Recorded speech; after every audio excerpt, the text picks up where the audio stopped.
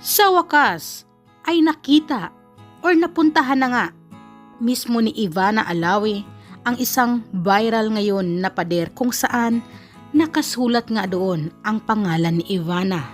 Narito nga ang buong detalye, alamin natin ito.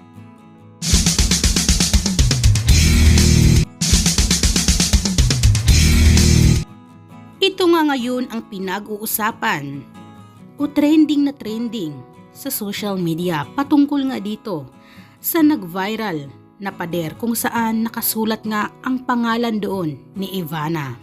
At nitong nakaraang buwan naman, buwan nga ng Agosto, ay mismong ibinahagi naman ito ay pinost nga ni Ivana sa kanyang FB kung saan may caption siya dito, "Kaninong bakod to? Ba't naman ganon?" At tawang-tawa nga siya dito. Kaya naman agad na nag-viral ito at ngayong araw lang din ay pinost o nagbahagi naman si Ivana ng larawan kung saan nakarating na nga siya o nahanap niya ang viral na pader na ito. At sa larawan na ito ay makikita natin na nakasama rin ni Ivana si Mang Armando. Si Mang Armando nga ang gumawa o nagsulat doon sa pader na may nakasulat nga na bawal umihi dito. Pero si Ivana Alawi pwede. Kaya naman personal nga ang na-meet ngayon ni Ivana ang nagsulat o gumawa nito sa pader. Kaya naman enjoy na enjoy si Ivana na makausap mismo at makita ang pader. Sabi nga sa kanyang caption sa naging post ngayon, "Nahanap at nakaihi na ako sa bakod na ginawa para sa akin." At nagpapasalamat nga si Ivana kay Sir Armando.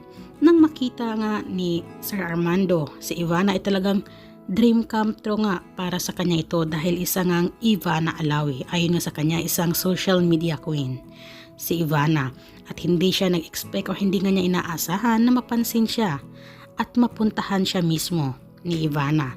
At bilang pasasalamat naman ni Ivana dahil siya nga ay natuwa sa naging post na ito or sa ginawa nga ni Mang Armando sa kanya, ay binigyan niya ng pera si Mang Armando na 50,000 at hindi rin makapaniwala si Sir Armando na talagang binigyan siya ni Ivana dahil ang gusto lamang niya ay mapansin siya.